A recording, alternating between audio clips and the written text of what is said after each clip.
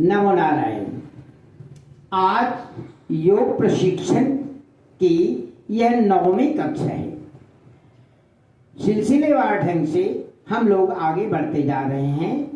यह पवन मुक्तासन के द्वितीय समूह के आसन हैं। इन्हें पवन मुक्तासन के मध्यम श्रेणी के आसन भी कहते हैं। प्रथम श्रेणी में हम लोग सामान्य अभ्यास किए थे, शरीर को तैयार कर रहे थे, और इस अभ्यास में हम लोगों की सजगता पर ध्यान रहेगी।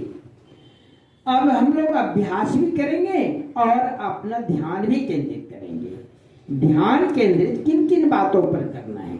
हमें आसन की गति पर ध्यान देना है कि बहुत ज्यादा तेज भी ना हो और बहुत धीमा भी ना हो। फिर श्वास प्रश्वास पर ध्यान देना है कि हमारा श्वास भी अस्थिर ढंग से चलता है।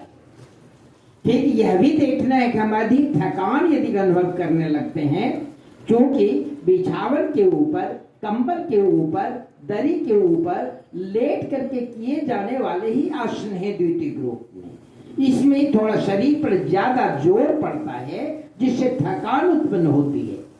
थकान से बचने के लिए योग में शवासन या विश्राम की आवश्यकता होती है। और इसमें हम लोग आज करेंगे उत्तान पादासन किए, उत्तान पादासन के बाद पाद चक्रासन किया, और ये तीसरा नंबर का है, द्वितीय समूह का तीसरा नंबर ये है पाद चालासन, यानी चक्र पाद चालासन आसन। शुरू करें। बाएं पैर को पहले खींचते हुए छाती में सटाना है, घुटने के स्पर्श, छाती में स्पर्श करने की कोशिश करनी, छाती में।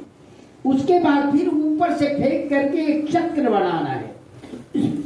इस प्रकार से जिन अभ्यासियों को, जिन साधकों को जैसा आश्रम से निर्देश मिलता है, कितने राउंड करना है, किनका क्या उम्र है, किनकी क्या परेशानी है, उसके हिसाब से उनको निर्देश मिलता है।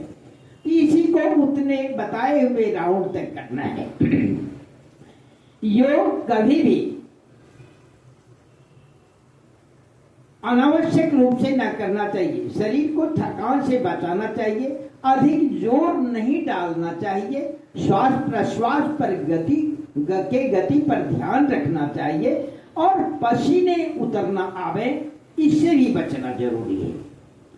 इस प्रकार से यह चक्र पाद चालनासन है। इसका अभ्यास हमारे शरीर के सारे अवयवों में लाभ पहुंचाता है। साथ ही साथ उदर के अंदर में रहने वाले जितने भी विकार है, जितने दोष है, उनसे हमें राहत दिलाता है।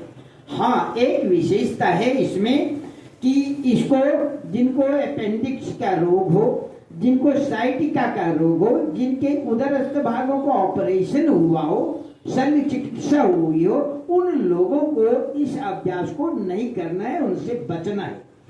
कोई भी यदि परेशानी होती है तो आश्रम से संपर्क करके ही आगे बढ़ाए, अन्यथा परेशानी के सामने भी करने पड़ सकते हैं। इसके आगे का अभ्यास अगली कक्षा में। नमो नारायण।